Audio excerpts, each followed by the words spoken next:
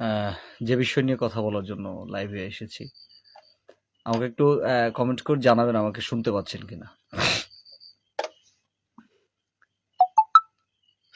বর্তমান সোশ্যাল মিডিয়ায় যে বিষয়টা 2-3 দিন যাবৎ খুব বেশি চলতেছে, আমাদের শিল্পীদের, বাউল শিল্পীদের মধ্যে কিছু কর্মকাণ্ড নিয়ে কিছু বিষয় আলোচনা সমালোচনা হচ্ছে। তো আরেকটা লাইভ দেখলাম, তো বলেই ফেলি, আমাদের শ্রদ্ধেয় বাবলি দেওয়ান, ওনার মেয়ের জন্মদিনে ওনারা আনন্দ ফুর্তি করেছেন, স্বাভাবিক, করতেই পারেন। তো সেটা নিয়ে আলোচনা সমালোচনা হচ্ছে। তো সেটার পরে উনি লাইভে এসে অনেক কিছু বললেন, শুনলাম। পুরোপুরি শুনি নাই, আমি কোনো সময় এগুলোতে যাই না। আমি ওনাকে নিয়ে কিছু তেমন একটা বলতে চাই না, কারণ ওনাকে নিয়ে বলার মতো যোগ্যতা আমার নাই। আমি সম্ভব না ওনাকে নিয়ে বলার, কারণ উনি অনেক বড় শিল্পী। আমি দু একটি কথা আমার জায়গা থেকে বলতে চাই। উনি ওনার মতো অনুষ্ঠান করেছে, আরো করুক, এতে আমার কোনো মাথা ব্যথা নেই। আমি আমার জায়গা থেকে বলতে চাই, যারা অডিয়েন্স, যারা তরিকতপন্থী, যারা অনুষ্ঠান করেন এবং সুধী সমাজ, তাদেরকে নিয়ে বলতে চাই। তাদেরকে বলতে চাই এমন, আমরা তরিকতপন্থী যারা, তরিকতের জলসায় পালা গান হয়, সাধকদের গান গান হয়, তরিকতের জলসায় পালা গান ছাড়াও গান হয়। যেমন সাইজির গান যেখানে হয়, দরবেশজি, লালন ফকির, ওনার গান যেখানে হয়, ওইখানে পালা গান হয় না।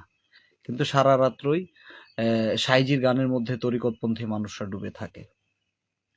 এবং আমাদের বাউল মঞ্চে অনেক সময় দেখা যায় যে এই গানের পিছনে গান হয়, যেটাকে সহজ ভাষায় বলে পালা গান হয় না। হয় না এমন হয়। তো বিষয় হলো, একজন মানুষ সারা রাত্র তরিকতের কথা বলবে, আল্লাহ রাসূল অলি আল্লাহদের কথা বলবে, মঞ্চে যে বাউল পালাগানের মঞ্চে যে ঘুমটা থাকবে। অনেক মহিলা শিল্পী আছে না, ঘুমটা অনেক বড়, ঘুমটা আছে। অনেক পুরুষ শিল্পী আছে, কেউ কেউ দেখি পাগড়ি বেঁধে, একদম পাঞ্জাবি পায়জামা, লম্বা চুল, সবকিছু নিয়ে তারা গান করে। হ্যাঁ, বাউল গান করলে এগুলো লাগে, ঘুমটা, লম্বা ঘুমটা দেয়, দিয়ে গান করে, তাই না? তো বিষয় হলো, মঞ্চে যখন থাকবেন আপনি, তখন একভাবে আপনি কথা বলবেন, একভাবে গান করবেন। আর আপনার যখন ব্যক্তি জীবনে আপনি যখন যাবেন, তখন আপনার চলাফেরা থাকবে ভিন্ন। তাহলে আপনি মঞ্চে যেগুলা করছেন, এগুলা পুরোটাই বানোয়াট, তাই না? তো যদি তাই হয়, যদি বানোয়াটই হয়, যদি শুধু মানুষের মন রক্ষা করার জন্য বা এই টাকা কামানোর জন্য যদি আমি লেবাস ধরি, তাহলে আপনার কাছ থেকে বা আমার কাছ থেকে ভালো কিছু পাওয়ার সম্ভাবনা নাই। তাই তরিকতপন্থী যারা আছেন, তাদের কাছে অনুরোধ থাকবে, আমি ফকির চান, আমি টুকটাক গান করি, আমি বড় কোনো শিল্পী নই। আমার চলাফেরা, আমার ব্যক্তি জীবন এবং আমার মঞ্চের কথা বলা, হ্যাঁ, আমি মঞ্চে বললাম যে অমুক অলি আল্লাহ এই করেছেন, তমুক অলি আল্লাহ এই করেছেন, হ্যাঁ, তো আমি এগুলা বলার পরে দেখা যায় আমি চলি ওইগুলার পুরোটাই বিপরীত ভাবে। তাহলে আপনারা আমাকে বয়কট করবেন। কারণ হচ্ছে, আমি সারা মঞ্চে আমি সাধু কথা বললাম যে আমি ওলি আল্লাহদের এই করি, আমি এভাবে চলি, ওইভাবে চলি, আপনারা ওইভাবে চলেন। কিন্তু দেখা যায় আমি যখন ব্যক্তি জীবনে যাই, আমাকে যখন আপনি মঞ্চের বাহিরে যখন দেখবেন, তখন দেখবেন আমি একদম অন্যরকম ভাবে চলাফেরা করতেছি। তাহলে বুঝে নিবেন, আমি যে মঞ্চে কথাগুলা বলি, সেগুলা আপনাদের কাছ থেকে টাকা আনার জন্য, আপনাদের পকেট থেকে টাকা আনার জন্য বলি। তাহলে আপনারা বুঝে নিবেন যে আমার এই কথা শুনে আপনাদের কোনো কাজে আসবে না। কেন আসবে না? যে উপদেশ দেয় সেই উপদেশের উপরে নিজে কর্ম করে না, সেই উপদেশ কখনো কাজে আসবে না। আমি আপনাকে 5টা কথা বললাম যে এই কাজগুলো করবেন, তাহলে ভালো হবে। হ্যাঁ, অথচ এই 5টার মধ্যে আমি নিজে একটাও করি না। হ্যাঁ, তাহলে এই বলায় কোনো লাভ হবে না। তাই আপনাদের কাছে অনুরোধ থাকবে, যারা কমিটি আছেন, যারা অনুষ্ঠান করেন, আমি যদি এরকম করি আমাকে বয়কট করবেন, আপনারা আমাকে নিবেন না, আমাকে নিবেন না। আপনি অলি আল্লাহদের কথা বলবেন, অথচ আপনার ভিতরের আপনার আচার ব্যবহার নিকৃষ্ট থাকবে, অথচ আপনি আশরাফুল মাকলুকাত, সর্বশ্রেষ্ঠ জীব। সকল কিছুর মধ্যে, সব 18,000 মাকলুকাতের মধ্যে আপনি সর্বশ্রেষ্ঠ। আপনি মঞ্চে থাকলে আপনার রূপ একটা, আর আপনি যখন অন্য জায়গায় থাকবেন তখন আপনার রূপ আরেকটা।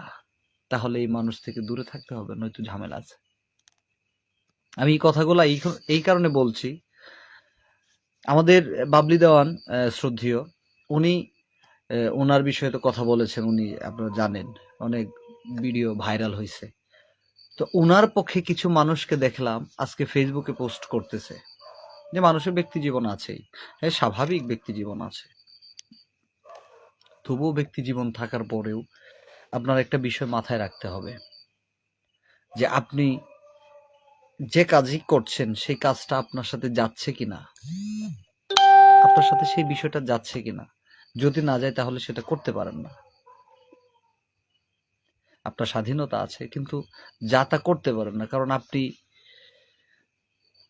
এখন বলতেছেন এইভাবে কিন্তু করতেছেন ওইভাবে, তাহলে এটা মানুষ ভালোভাবে নিবে না। আপনি যত বড়ই কিছু হন না কেন, যত বড় কিছুই হন না কেন।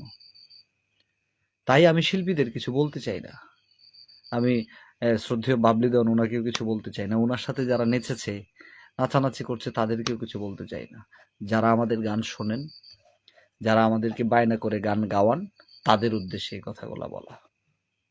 আপনারা মিলিয়ে দেখবেন, যারা কথার সাথে কিছু হলেও মিল থাকে, যাদের কথার সাথে কর্মের কিছু হলেও মিল থাকে, তাদেরকে দিয়ে গান করাবেন, তাহলে আপনারা কিছু পাবেন, হয়তো পাবেন না, সম্ভব না। সারা রাত্র উপদেশ দিলাম আপনাকে, অথচ আমি যে উপদেশগুলো দিলাম সেই উপদেশগুলোর মধ্যে একটাও আমি করি না, আমি মানি না। তাহলে কি লাভ আছে? কোনো লাভ নাই। সবাই সাবধানে থাকবেন। কেন জানেন? এখন দেখতেছেন উনি ফাটাই দিতেছে, এন করতেছে, তেন করতেছে, এত কিছু হচ্ছে, ওনার শত শত ভিউ, হাজার হাজার লাখ লাখ ভিউ, ওনার গান শুনতেই হবে, শুনেন, অসুবিধা নাই। কিন্তু টাকা পয়সা নষ্ট করলেন, হ্যাঁ, লাভ কি হলো? লাভ কি হলো? মনে রাখবেন যে আরো একটা সময় সামনে আছে, সেই সামনে যেন ভালো কিছু হয় সেই বিষয়টা মাথায় রাখতে হবে। হ্যাঁ, তাই বলবো ভালোর সাথে থাকবেন। আমাদের বর্তমান সমাজে যারা সমাজটাকে নষ্ট করতেছে, আমাদের বাউল সমাজে কিছু লোক আছে, পাগড়ি বাঁধে, মঞ্চে 70,000 কথা বললে 80,000 মিথ্যা কথা বলে। হ্যাঁ, অনেক মেয়ে শিল্পী আছে নাচানাচি অপকর্ম করে, অনেক পুরুষ শিল্পী আছে সারাদিন কথা বলতেছে কিন্তু মিথ্যা। আলেম সমাজে কিছু দুষ্ট আলেম আছে যারা সারাদিন কথা বলতেছে, 100-র মধ্যে 99টা মিথ্যা।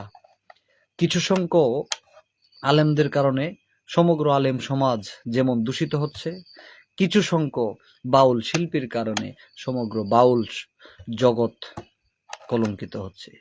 তাই যারা দুষ্ট প্রকৃতির তাদের কাছ থেকে দূরে থাকতে হবে। সে যেই হোক তার কাছ থেকে দূরে থাকবেন, তাহলে আপনি ভালো থাকবেন, সমাজ ভালো থাকবে। সমাজ কিন্তু আপনার কাছে ভালো কিছু চায়, আপনি উদাহরণ হয়ে থাকবেন।